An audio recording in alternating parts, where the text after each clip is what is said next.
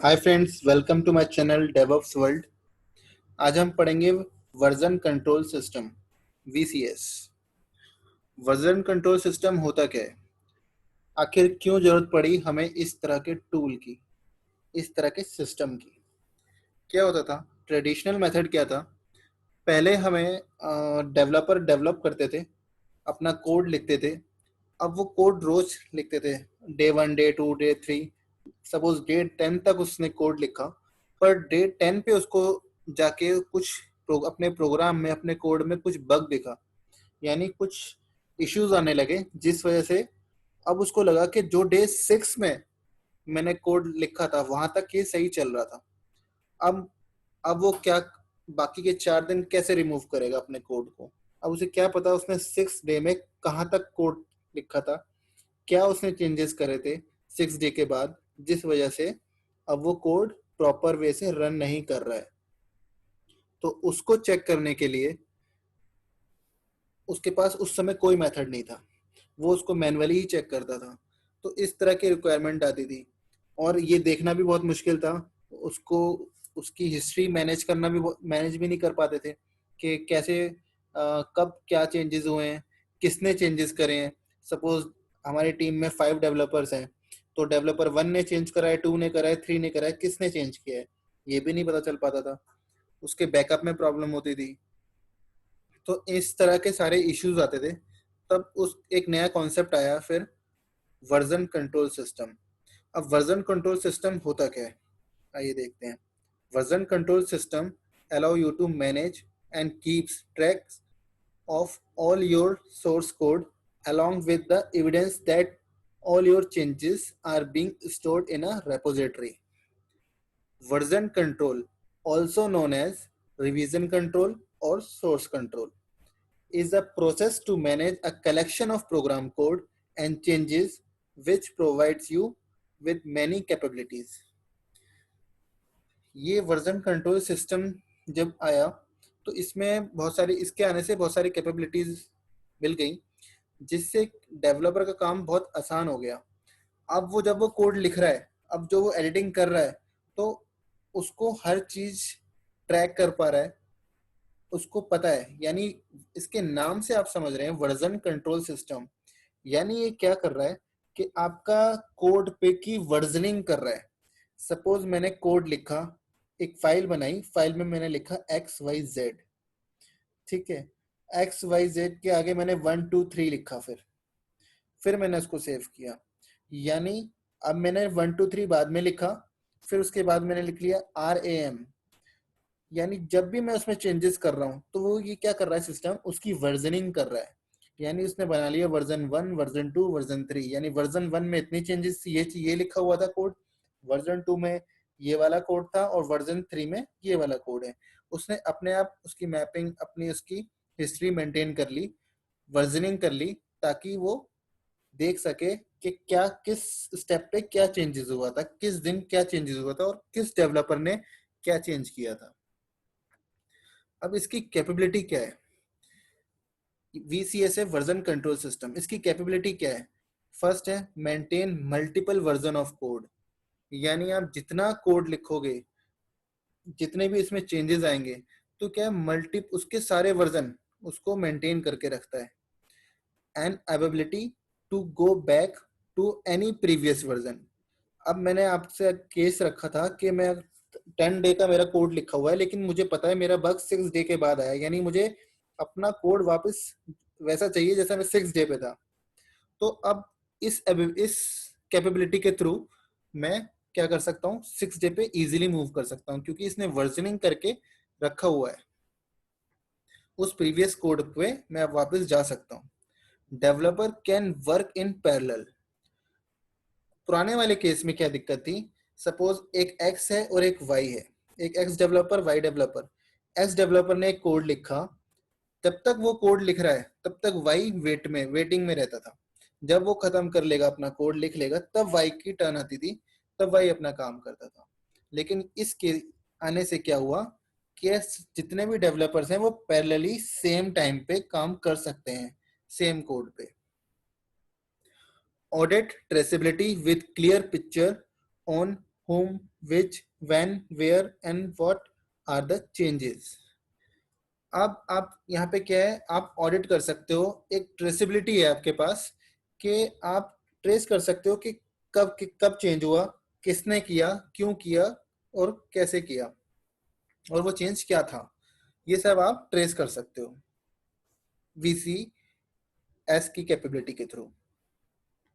Synchronise the code, जितना भी आपका कोड है वो ऑटोमेटिकली सिंक्रोनाइज होता है, यानी कि आप अपने कोड को सिंक्रोनाइज कर सकते हो, अपडेट कर सकते हो इजीली अपनी रेपोजिटरी से, उसको आप सिंक्रोनाइज करके रख सकते हो। Copy, merge, undue the changes, आप उसको अपने कोड को कॉपी कर सकते हो, दो तरह के कोड है उसको आपस में मर्ज कर सकते हो, कोई चेंजेस है उसको अनड्यू कर सकते हो। तो ये सारे वो कैपेबिलिटी आ गई इसके पास। Find out the difference between version, अब वर्जन 1 वर्जन 2, मैंने कहा ये वर्जनिंग बनाता है कोड में, तो अभी आप उस जो आपको पता चल गया पहले वर्जन में ये था और सेकंड वर्जन में ये था, तो उसके डिफरेंस भी आप देख सकते हो कि क्या है इसके through. Provide full backup without occupying much space, पहले क्या होता था कि मैंने कोड लिखा, मैंने उसका बैकअप लेके एक जगह रख लिया, एक हार्ड डिस्क में रख लिया, फिर मैंने दूसरे दिन कोड लिखा, फिर मैंने पूरा बैकअप लिया, फिर उसको रख लिया। लेकिन वो पूरा पूरा बैकअप लेना मुझे एक ज्यादा स्पेस उसको चाहिए। अब इसके आने से क्या हुआ, वो स्पेस भी कम हो गया, मुझे उतना स्पेस नहीं चाहिए कि मुझे पूरा बैकअप दोबारा नहीं लेना। मैंने सिर्फ वर्जनिंग कर दी है, उसका अपना एक एल्गोरिथम है जिससे कि वो वर्जनिंग बनाता है और आपका स्पेस भी बहुत कम लेता है। Review the history of the change, अब आप जितने भी हिस्ट्री है इसको आप रिव्यू कर सकते हो, हिस्ट्री को इसकी कि कौन सा चेंज कब हुआ था। Capable for both small and large scale project, ये दोनों तरह के प्रोजेक्ट्स के लिए सही है, चाहे आपका छोटा प्रोजेक्ट हो या एक लार्ज स्केल प्रोजेक्ट हो। Ability to share work on the code across the globe, अब आप इसमें शेयर कर सकते हो किसी भी डेवलपर के साथ, उसको उसके साथ कंपैटिबिलिटी बना सकते हो, अपनी साथ पैरेलल वर्क कर सकते हो। ये सारे इसके फीचर्स हैं, इसकी कैपेबिलिटी है इस VCS की, वर्जन कंट्रोल सिस्टम की। अब need of a version control system, इसकी जरूरत क्यों पड़ी, क्या क्या टेक्निकल इश्यूज आते थे, डिस्कस करते हैं। टाइम कंज्यूमिंग प्रोसेस, जो पुराना मेथड था वो टाइम कंज्यूमिंग प्रोसेस था। Inability to work in parallel, आप पैरेलल काम नहीं कर सकते थे। डिस्क स्पेस इशू, उसमें आपका डेटा ज़्यादा स्पेस लेता था, आपका डिस्क जल्दी फुल हो जाती थी, एक डिस्क स्पेस का इशू रहता था। Inability to retrieve the changes and get to the old code back, आप क्या कर सकते हैं, रिट्रीव नहीं कर सकते थे चेंजेस को, जो भी आपने चेंजेस किए हैं उसको वापस रिट्रीव नहीं कर सकते थे। जो पुराना कोड था वो भी आपको इजीली नहीं मिल पाता था, या मिलता था तो बहुत ज्यादा टाइम टेकन था। Inability to view the history and lack of traceability, आपके पास हिस्ट्री नहीं थी, कब आपने कौन सा कोड चेंज किया है, कोई इस तरह का कोई मैनेजमेंट ही नहीं था, कोई ट्रेसेबिलिटी नहीं थी आपके, आप ट्रेस ही नहीं कर सकते थे कि कब किसने क्या चेंजेस किए हैं। Incapability of working across the globe and hence geoparadizing collaboration, यानी पहले क्या ट्रेडिशनल मेथड था कि अगर मेरे पास कोई चेंजेस हुए हैं या मैंने कुछ कोड किया तो मैं उसको मेल करता था, फिर वो मेल अपना मेल अकाउंट खोलता था, मेल चेक करता था, जी ये कोड आया है, एडिट करा है, अब वो वापस मुझे चेंजेस करके मेल करता था, फिर वो मुझे अपने यहाँ चेंजेस करने पड़ते थे। इसके आने से क्या हुआ, आपकी सारा कोड आपकी रेपोजिटरी में पड़ा है, इसने अपना कोड उसमें अपलोड कर दिया और उसने दूसरे डेवलपर ने इजीली देख लिया। सपोज एक इंडिया में है और एक यूएस में है डेवलपर, तो इंडिया वाले डेवलपर ने अपना कोड अपलोड किया रेपोजिटरी में और यूएस वाले डेवलपर को पता चल गया कि हाँ मेरे उसमें कोड में ये अपडेट हुए हैं, ये चेंजेस आए हैं, सारा दोनों पैरेलली इक्वल काम कर सकते हैं सेम प्रोजेक्ट पे। इन एडुकेट प्रोग्रामिंग प्रैक्टिस, जो पहले आपका ये प्रोग्रामिंग चलती थी या कोड आप करते थे, वो एक प्रॉपर तरह से प्रोग्रामिंग नहीं कर पाते थे, इस सारे इश्यूज की वजह से, तो वो एक अच्छी प्रैक्टिस नहीं मानी जाती थी।